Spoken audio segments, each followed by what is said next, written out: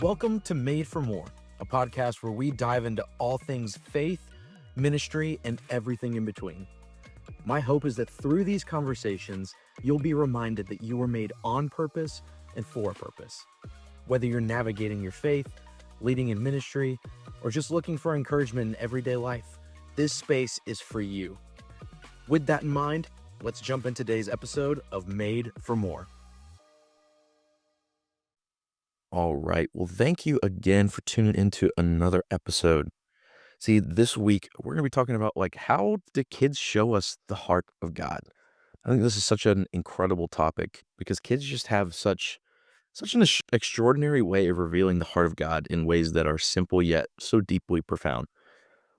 Their lives radiate with the kind of joy and love and faith that seems unclouded by the complexities and cynicism of adulthood.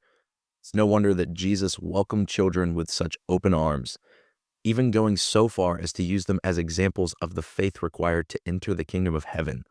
Like Jesus declared, "Let the little children come to me, and do not hinder them, for the kingdom of heaven belongs to such as these," in Matthew 19:14. This wasn't merely a kind gesture or passing moment. It was a declaration about the nature of the kingdom itself. Children in their vulnerability, innocence, and purity remind us that faith is not a matter of intellectual achievement or moral perfection, but of trusting God with a heart that is open, expectant, and full of wonder. Their presence offers us a tangible glimpse of what it means to live in right relationship with God, unhindered by doubt or distraction. See, in the hustle and bustle of everyday life, it's easy to overlook the profound lessons we can learn from children.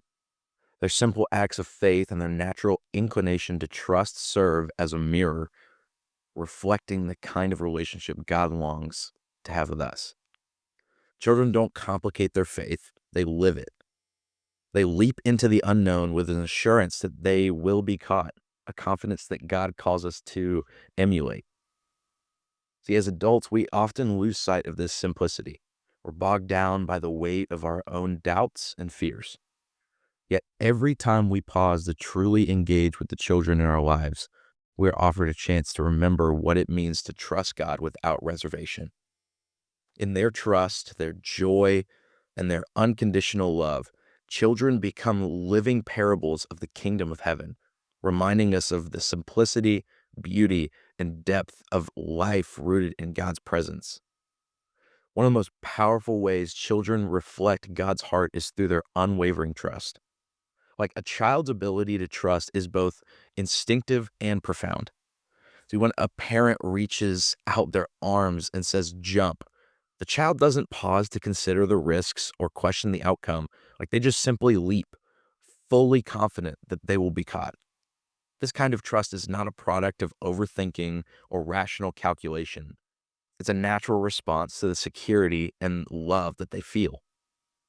Jesus pointed to this trust when he said, "Truly I tell you, unless you change and become like little children, you will never enter the kingdom of heaven." That was Matthew 18:3. See, the trust of a child is an invitation for us to surrender our need for control and place our lives fully in the hands of a God who is both faithful and good. See, for many adults, trust is a learned behavior rather than an instinctive one, often shaped by past experiences of disappointment or maybe even betrayal. See, we tend to approach life with a cautious heart, weighing every decision and trying to minimize risk. This cautiousness can even extend to our relationship with God, where we find ourselves hesitant to fully surrender, fearing what his plans for us might entail. Yet the trust of a child serves as a powerful reminder that faith isn't about having all the answers or being in control. It's about knowing the one who does. See, children teach us that trusting God isn't about understanding every detail of his plan. It's about resting in his character and his promises. Their example challenges us to release our doubts and fears, to let go of the illusion of control, and to embrace the peace and freedom that come from placing our lives fully in God's hands. Another remarkable way children reflect the heart of God is through their joy. A child's joy is radiant, unfiltered, and often found in the simplest things, like maybe a game of tag, the sound of their favorite song, or the excitement of spotting a rainbow. Their delight in life is infectious and serves as a reminder of the joy God desires for each of us. See, the psalmist writes, "You make known to me the path of life. In your presence there is fullness of joy," in Psalm 16:11. Children seem to live as though they are perpetually in God's presence, unburdened by stress and worry that so often steal joy from adults. They teach us to approach life with wonder and gratitude, savoring the beauty of each moment as a gift from God. In contrast, many adults find themselves weighed down by the pressures and demands of life, often too preoccupied to experience true joy. We chase after fleeting sources of happiness, only to find that they leave us feeling empty and unfulfilled. But children remind us that joy is not about circumstances. It's about perspective. It's about recognizing God's goodness in the here and now, even in the midst of life's challenges. Their joy challenges us to slow down, to look for the blessings in our own lives, and to rediscover the simple pleasures that we often overlook. They call us back to the truth that joy is a fruit of the Spirit, cultivated not through striving, but through abiding in God's presence. Children also reflect God's creativity in extraordinary ways. Their imaginations, like they know no bounds, like transforming ordinary objects into extraordinary adventures. Like a blanket can become a superhero cape, a pile of blocks becomes a towering castle, and a crayon drawn picture holds the power to tell an entire story. The unrestrained creativity mirrors the image of a creator God who spoke the universe into existence, crafting every star, mountain, and ocean with intentionality and delight. Genesis 1 reminds us that we are made in God's image, and part of that image includes the ability to create, to dream, and to bring beauty into the world. I think as adults, we often lose touch with our creative side, dismissing it as impractical or unimportant. See, the responsibilities of life and the fear of failure can stifle our imaginations, which then leaves us to view the world through a lens of limitations rather than possibilities. But when we watch children create, we are reminded that creativity isn't about perfection. It's all about exploration and expression. It's about seeing the world through God's eyes, finding beauty in the unexpected, and being willing to take risks. Children invite us to rekindle that sense of wonder and to embrace the joy of creating, not for the sake of achieving something, but for the sheer delight of reflecting the creativity of the Maker. One of the most humbling ways children reflect God's heart is through their capacity to give or to forgive.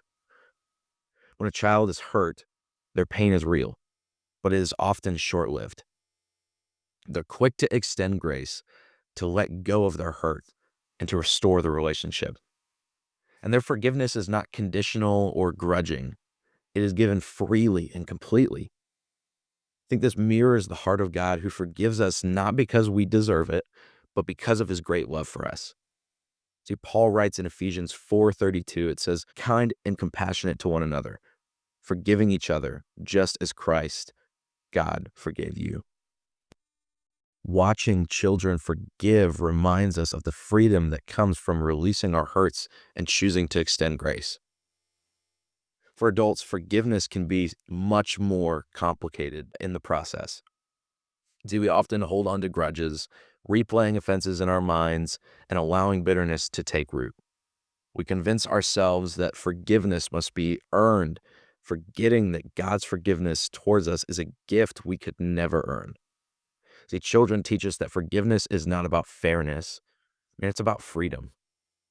In their willingness to forgive, they show us what it means to live in the grace of God, unburdened by the weight of resentment or anger. Their example challenges us to let go of our pride and to choose reconciliation over revenge, which then reflects the heart of God, who is always ready to forgive. And finally, children reveal God's heart through their love. A child's love is pure, unguarded, and unconditional. Like they don't evaluate a person's worth based on accomplishments or status. They simply love because love is who they are. This kind of love is a reflection of God's love for us, which is unchanging and unearned. John writes, "We love because he first loved us," in 1 John 4:19. In the unfiltered affection of a child, we catch a glimpse of the way God loves us, with open arms and a heart full of delight. As adults, our love is often hindered by fear, insecurity, or even past hurts. We put up walls to protect ourselves, holding back parts of our heart to avoid vulnerability. But children remind us that love is meant to be given freely, without reservation. Their love challenges us to love others the way God loves us, which is with grace, patience, and compassion. They teach that love is not about what we can get, it's about what we can give. Through their trust, joy, creativity, forgiveness, and love, children serve as a powerful reminder of the kind of life God calls us to live. They're not just students learning about God from us, they're also teachers, showing us his heart in ways we might otherwise overlook. In their presence, we are invited to see the world through their eyes and to rediscover the beauty of living as children of God. So the next time you find yourself in the presence of a child, I want you to pause and reflect and ask yourself, what is God teaching you through their laughter, their wonder, or even just their simple faith? So you think in these moments, you may find that children are pointing you back to the Father, inviting you to trust, to rejoice, and to love with the unguarded heart of a child.